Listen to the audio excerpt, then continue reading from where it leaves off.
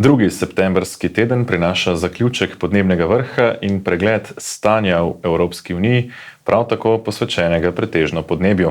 Na slovenskih cestah pa opozorilo, da slabe razmere jemljajo tudi življenja, ne več zgolj metaforično. Podobno velja tudi za gospodarstvo in zdravstvo. Gledate Odmev tedna, dogajanje iz tedna, ki se izteka, pa bova pokomentirala z dr. Žigo Turkom. Pozdravljeni. Dober dan. Torej, Ursula von der Leyen je podala svoj zadnji letni nagovor, to je ta nagovor celotnemu Evropskemu parlamentu in Evropski uniji, nekako po zgledu ameriških predsednikov, ki enkrat na leto podajo govor o stanju v njihovi državi in nekako glavni poudarek je bil pravzaprav na tem, da je zeleni prehod najpomembnejši, kar so pokazale tudi ujme v Sloveniji, Grčiji, Španiji, Portugalskem in še kje. Evropska unija želi biti na tem področju nekako v ospredju, hkrati pa prihajajo tudi recimo zaključki podnebnega vrha v Keniji, kjer pa smo lahko slišali kritike za hinavščino Zahoda, češ da ni od nikoder obljubljenega financiranja za ukrepe zelenega prehoda, ki so bili obljubljeni v preteklih letih. Kako gre to skupaj? Ja, omenili ste stanje unije, ki ga ima ameriški predsednik. On je neposredno izvoljen, tudi z velikimi pooblastili, oblikuje politike in poroča, kakšni so učinki teh politik kongresu. Zdaj, Evropska komisija je pravzaprav izvršni svet, njena naloga je skrbeti za pogodbe in izpolnjevati tisto, kar ji naroči predvsem Evropski svet, do neke mere tudi Evropski parlament. In jaz sem v tem pogovoru pogrešal to, da bi gospa predsednica komisije poročala, kako je izpolnjevala zaveze in naloge, ki jih je dobila od drugih. Se mi zdi, da preveč je poskušala izkoristiti to priložnost, da je Evropsko komisijo pozicionirala kot nekoga, ki oblikuje evropske politike in daje Evropski uniji smer. Toliko o sami formi. Kar se same vsebine tiče, je bilo pravzaprav veliko neke samohvale. Dejstvo je, da je nekatere zadeve ta komisija, tudi Evropska unija pod njeno komando odpeljala razmeroma dobro. COVID je Evropa odigrala določeno vlogo. Tudi kar se tiče ukrajinske krize, je Evropska unija vstopila in z nekaterimi ukrepi poskrbela za to, da so bili učinki te krize blažji oziroma manjši.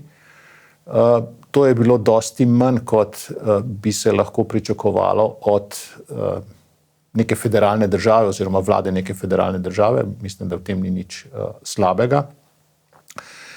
Je bilo pa, oziroma tisto, kar me je razočaralo, je pa, da bi človek vendarle pričakoval, da bi ruska agresija na Ukrajino, skratka vojna na evropskih tleh, pravzaprav vojna proti Evropski uniji ali pa proti Evropi. Ta vojna je zato, ker se je Ukrajina želela priključiti Evropski uniji, ker se želi priključiti NATO, ker želi postati del tega sveta, katerega del so že Estonija, Litva, Latvija, Poljska, Češka in tako naprej.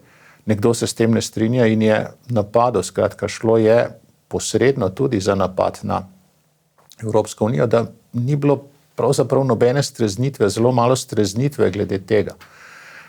Je sicer od nekod privlekla idejo o tako imenovani geopolitični uniji, v smislu, da ima občutek, da se izdi, da bi rada verjela, da je Evropska unija nek geopolitični igralec, ki igra to igro moči na svetovnem odru, v zvezi s čemer jaz ne vidim pravzaprav nekih podatkov ali pa nekih oprijemljivih dejstev, ki bi to potrjevale. Tako da pogrešal sem, da bi ta vojna, na eni strani vojna kot taka, na drugi strani pa energetske težave, v katere je Evropa zašla, tudi težave, ki jih ima Evropa z kitajsko konkurenco, da bi to pripeljalo do kakršnekoli streznitve.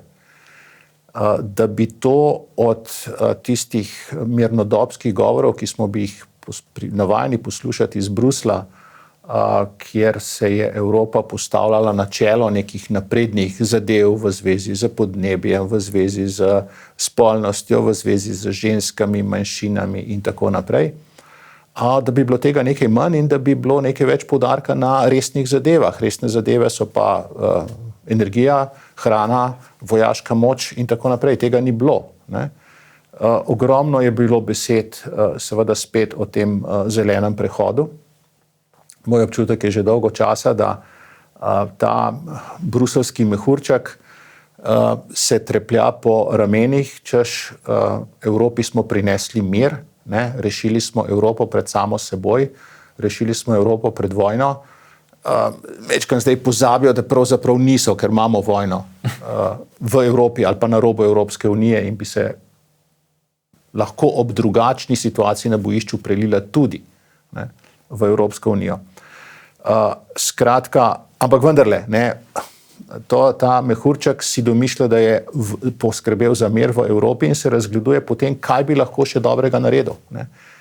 In kaj je več kot to, da potem, ko enemu kontinentu prineseš mir, da cel planet rešiš pred globalnim vrenjem. Ne. Mene je imelo, da bi na tisti točki, ko sem prebral, da planet vre, ne, da bi nehal brati, ne, ker to je, kako bi rekel, to je propaganda, to je strašenje, to je demagogija, populizem, kakor hočemo temu reči. Ne. Sicer na neki drugi strani, kot smo ga ponavadi vajeni, ampak to je to. Skratka, pogrešal sem neko treznost, pogrešal sem ambicijo, da Evropa, vkolikor jo imamo, vkolikor to ni samo združba suverenih članic, da nekaj konkretnega, da ima konkretne ambicije za to, da je močen igralec na energetskem trgu, na gospodarskem trgu in seveda tudi, da svojo težo, kar se tiče vojaške moči, vzpostavi oziroma pokaže. No, zdi se pa, da nekako gre pravzaprav ravno v drugo smer, ne da bi krepila, ampak pravzaprav, da evropska industrija lahko prenese poganjanje naprej tega zelenega prehoda, torej lahko jo še nekoliko, lahko bi rekel, obtežimo, da bo prenašal naprej ta zeleni prehod, hkrati pa postaja Evropa vse bolj uvozno odvisna ravno od teh ključnih komponent, recimo na tem področju, kot so sončni paneli, električni avtomobili, baterije in tako dalje. Kako gre to skupaj, recimo? Ja, jaz se spominjam razprav o tem tam iz časov 10-20 let nazaj, ne? Ko je bilo razmišljanje nekako tako, ne, ja, mi bomo prvi začeli z tem zelenim prehodom, mi bomo ta zeleni prehod, se bomo za to zavzeli, ker bomo za to zavzeti, bomo razvili tehnologije na tem področju in bomo potem celemu svetu to prodajali. Skratka, se nam tudi z vidika naših delovnih mest, prosperitete, socialne države in tako naprej, splača, da imamo to agendo, ker bomo razvili tehnologije, prvi bomo, najboljši bomo, vsem bomo to prodajali. Ne. Potem se pa izkaže, da seveda smo ta evangelij podnebnih sprememb začeli zelo na glas in obširno razlagati, da je na začetku in koncu vsakega govora, da je ogromno nekega sanjarjenja v zvezi s tem. Drugi so pa razvili tehnologije, ki so s tem povezane. Ne. Ali so razvili, ali razvijajo manjše oziroma predvsej bolj industrijsko uporabne oziroma industrijsko gospodarsko uporabne nuklearne reaktorje, ali proizvajajo sončne celice, ali proizvajajo pametne sisteme za, bom rekel, krmiljenje vsega tega. Evropa pa to, bom rekel, uvaža. Ne? Mi smo pa odvisni od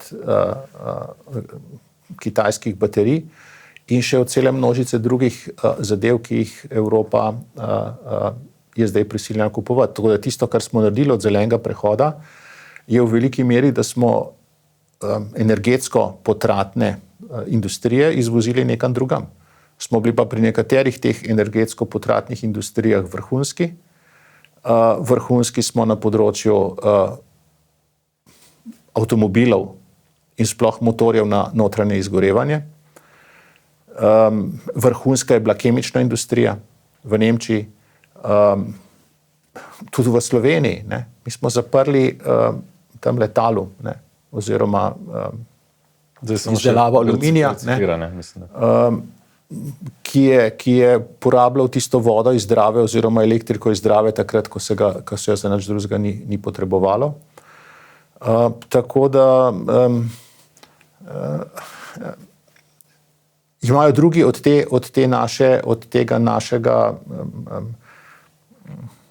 teh naših naporov, da bi podnebne spremembe ustavljali, korist. Mi pa ne, mi imamo pa škodo.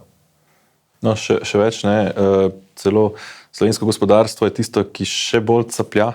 Za njimi opozarja recimo Mitja Gorenšček ta teden v oddaji Vroča tema. Že sicer se Evropa trenutno gospodarsko ohlaja, Slovenija pa še nekako še hitreje, pri čemer si naše gospodarstvo želi predvsem konkurenčne pogoje, da bi vsaj znotraj Evrope bili konkurenčni. Se pod gospodarstvenikom in čudežnim dečkom energetike, kot smo ga recimo bili naslavljali še nedavno, lahko na premijerskem položaju, lahko tega nadejamo? Evropsko gospodarstvo se v veliki meri ohlaja zaradi nemškega gospodarstva. Nemško gospodarstvo se ohlaja zato, ker nima več poceni energije iz Rusije ali pa jo nima več toliko. Tukaj je recimo en zanimiv poudarek vloge Evropske komisije, Evrope, Unije in tako naprej. Tudi poslanec Legutko je na to opozoril v svojem odzivu na govor von der Leyenove. Evropska komisija se nikoli ni upala problematizirati te popolne odvisnosti nemškega gospodarstva oziroma enega od motorjev evropskega gospodarstva od Rusije, kar nam nekaj pove o tem, koliko samostojna je ta komisija oziroma ta unija oziroma kdo ima na njo več vpliva, kdo ima manj vpliva. Zadeva je taka, slovensko gospodarstvo je v veliki meri vezano na nemškega kot podizvajalec. In seveda, ko zaideš v težave, najprej poskušaš vse, kar imaš podizvajalcev in tako naprej, te stvari ustaviš, potegneš not, poskušaš narediti sam, poskušaš narediti nekaj bližje. Zato je vedno, kadar pravijo, kadar Nemčija kihne, si je v Sloveniji prehlad, oziroma ko je Nemčija prehlajena, imamo v Sloveniji gripo. Je hujše tukaj, skratka, z neko večjo amplitudo se nam to dogaja. Gospod Golob, jaz ne vem, da bi kadarkoli delal v realnem gospodarstvu, ko bi bilo treba zadevo zaslužiti tako, da bom rekel, nekaj narediš, kar kupci želijo, in prodaš dražje, kot te stane, da si to naredil. On je bil trgovec, ker je bil navajen poceni kupovati, pa drago prodajati. Sem pa razočaran, da imamo v Sloveniji tako drago elektriko, glede na pripisane mu kompetence.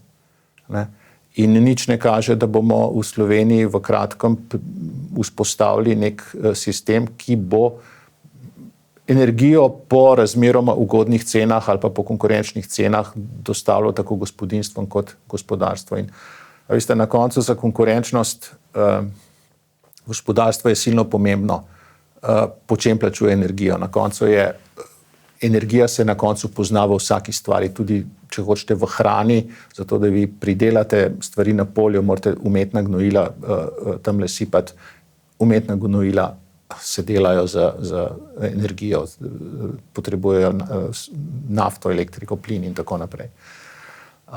Če bomo imeli drago energijo, bomo pač morali imeti nizke plače, da bomo konkurenčni.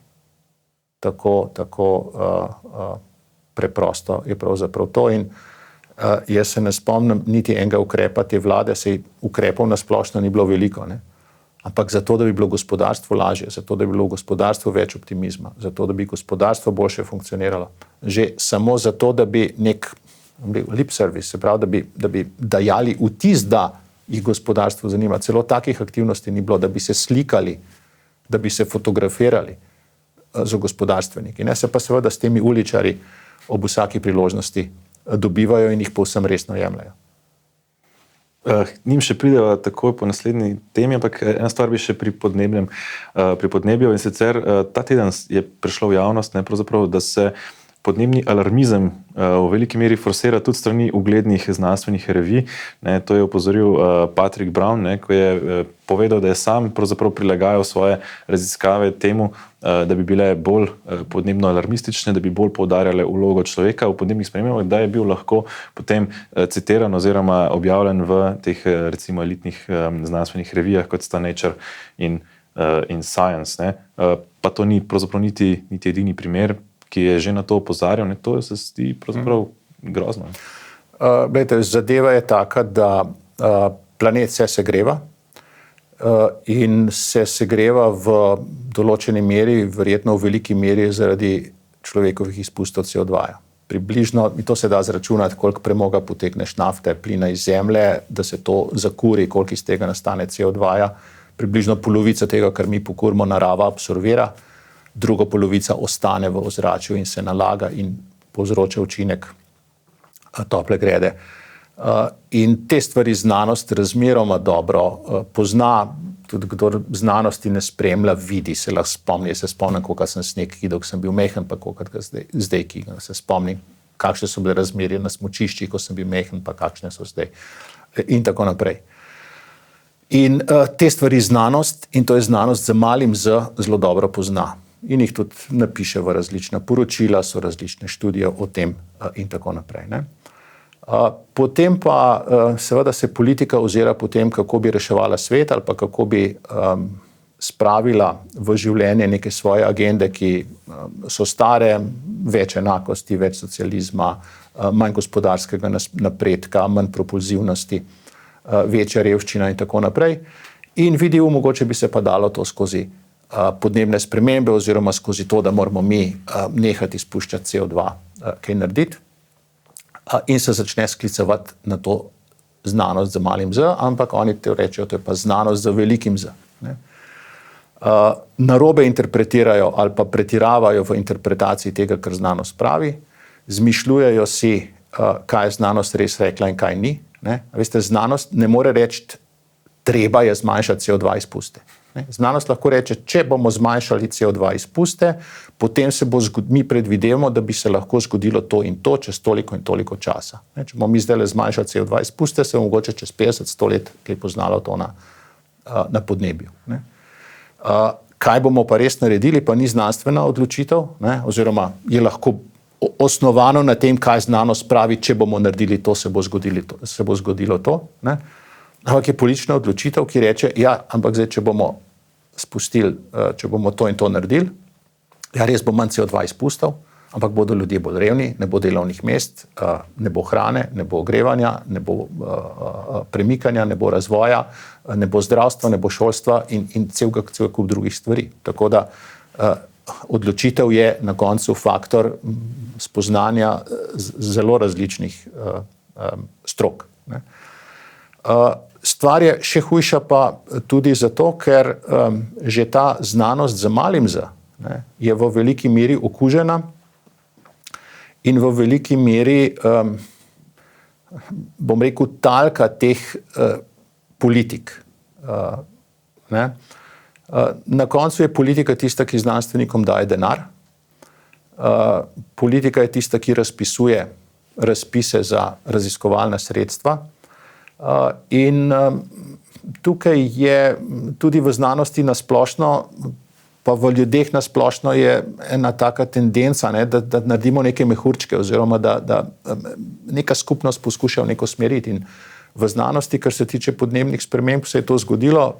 Ta raziskovalec, ki ste ga omenili, je ugotovil, ne, da lahko pride z objavo v dobro revijo, če napiše članek, ki bo šel v smeri potrjevanja te znanosti z velikim z, potrjevanja te recimo panike oziroma histerije v zvezi z klimatskimi spremembami. Skratka, če bo korektno napisal članek, ampak bo izpustil, torej bo napisal članek o tem, kaj se dogaja z, ne vem, mislim, da je o naravnih katastrofah pisal, ne, in bo članek lahko objavljen, če bo vse pripisal podnebnim spremembam. Ne.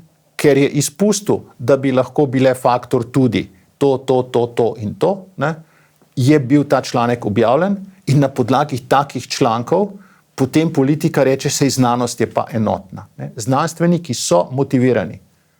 Vendar treba reči, znanstveniki smo motivirani, da se priklanjamo temu evangeliju podnebnih sprememb oziroma tej paniki povezani z vrenjem, pregrevanjem in tako naprej.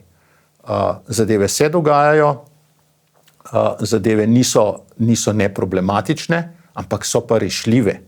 Ne? In ne obeta se nam katastrofa v naslednjih 20 ali pa 50 ali pa 100 letih. Ne? Je zelo verjetno, da smo mi sposobni hitreje montirati klime, če tako rečem, karikirano, da me ne bo kdo za jezik gledal, ali pa graditi namakalne naprave, ali pa urejati obrežja rek, da smo to sposobni delati hitreje, kot se bo čisto počasi zadeva segrevala. In niti ne vemo, kako hitro, kako dolgo se bo. Ne. Tako da marsikdo tudi s strani interdisciplinarnih znanstvenih timov pravi, da je lahko dosti bolj nevarno za človeško družbo, da so lahko dosti bolj nevarni neki radikalni, nori politični ukrepi v zvezi s tem, ta sprememba sistema in uničenje sistema, ki je privedel do globalnega vrenja, kot pa počasno, postopno zviševanje temperature za stopinjo pa pol, morda 2. In potem ostanejo tudi nekako te rešitve, ki bi lahko bile nekako v predalu, ker se z njimi ne ukvarjamo, recimo, kot smo lahko videli v zadnjem času, se naprimer zelo zavlačuje z gradnjo tretjih pasov na slovenskih avtocestah. Promet se povečuje nekako 6% samo v primerjavi recimo z lanskim letom. Ukrepov zaenkrat niso na vidiku, oziroma se premikajo zelo počasi. Hkrati pa celo vidimo, da recimo stranki Levica in Svoboda, ki sta v vladi, sta se tem nevladnikom, ki ste jih preomenjali, zavezali, da se boste zavzemali za moratorij na nadaljnjo izgradnjo, širjenje cestne infrastrukture. Torej, pravzaprav sami blokirajo, celo, oziroma je ideja, da se blokira ta širjenje cestne infrastrukture, hkrati se pa nam dogajajo potem prometne nesreče, kakršna je bila ta teden, kjer so ugasnila 3 človeška življenja na voznici v zastoju.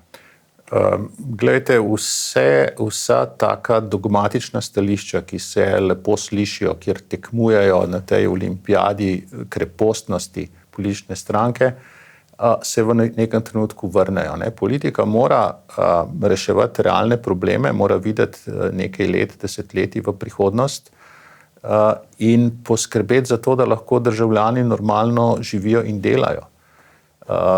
Ne vem, je kdo šel računati, koliko mi izgubimo bruto nacionalnega dohodka ali pa ur, ko ljudje stojijo v prometnih zastojih. Koliko ur izgubimo, ko razmeroma, počasi in temeljito odstranjujejo cele dneve ali pa pol dneva posledice ene razmeroma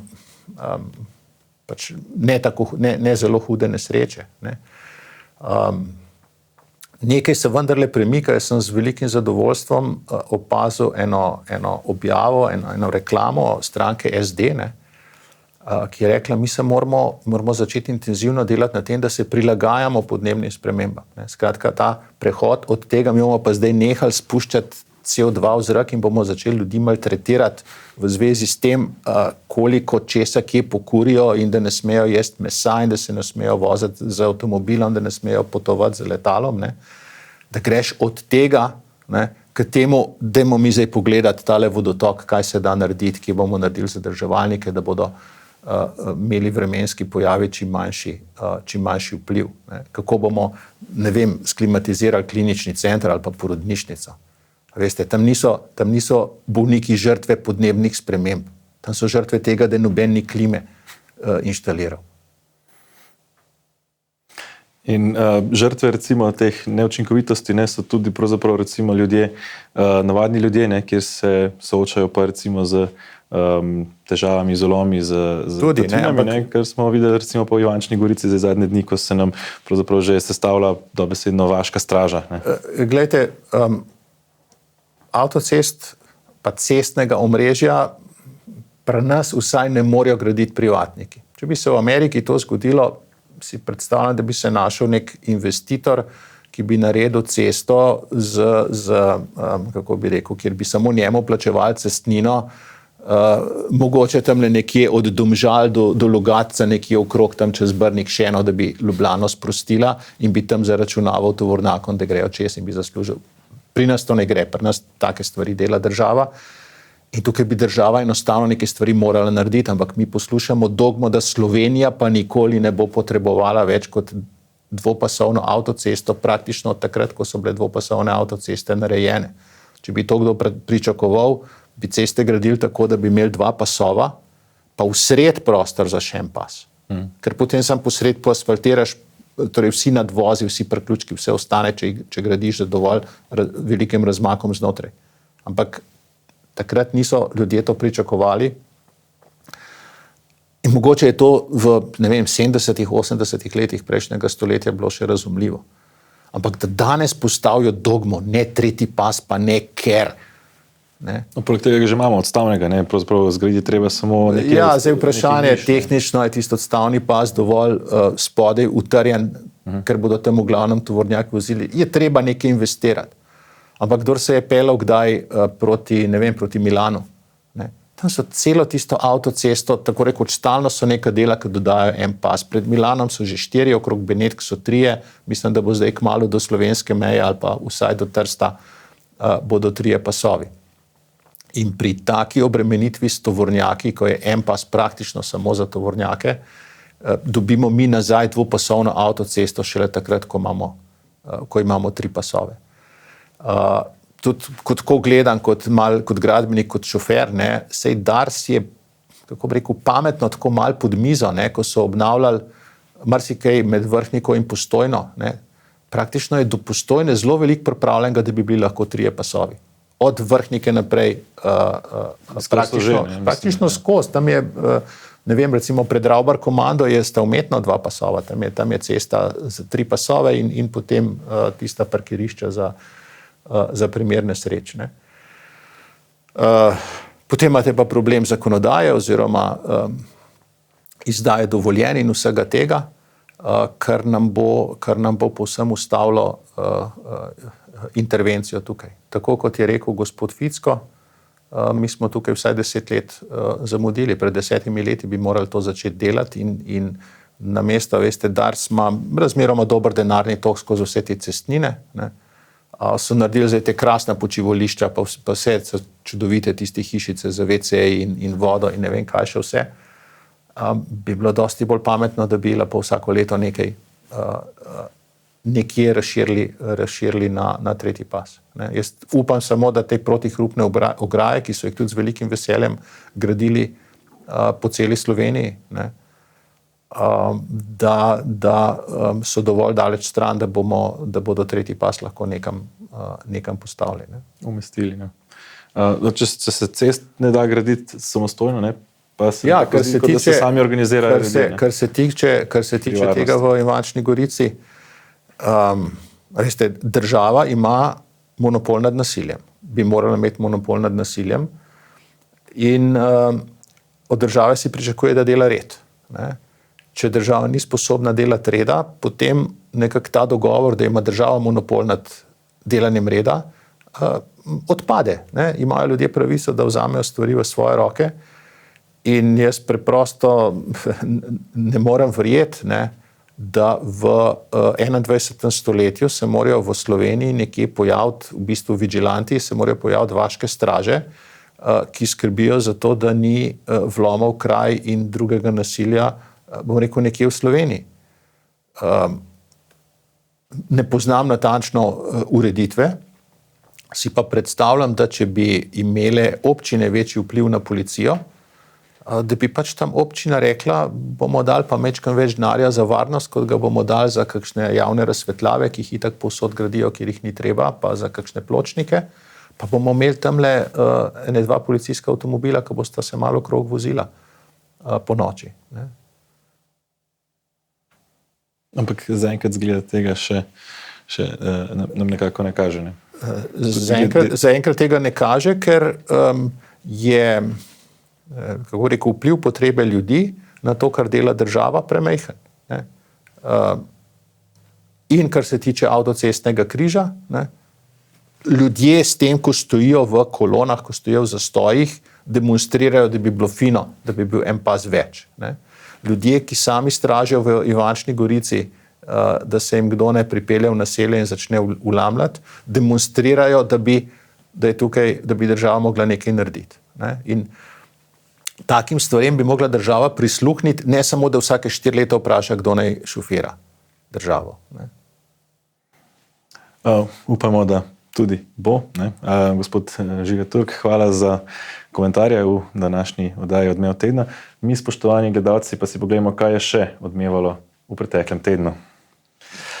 Po enomesečnem odlašanju zaradi logističnega usklajevanja se je začel lov na nutrije na Ljubljanskem barju. Lov bo potekal z živolovkami, odstraniti nameravajo več 1000 nutrij, lovci pa že opozarjajo, da se srečujejo s pritiski z vseh strani. Nekdanji policijski specialec, kasneje pa svetovalec premierjev Drnovška in Goloba, Miloš Njegoslav Milović, je prejel poziv na prestajanje zaporne kazni, čaka ga 1,5 leta zapora ter denarna kazen v višini 15 000 evrov zaradi pomoči pri izvajanju fiktivnih poslov.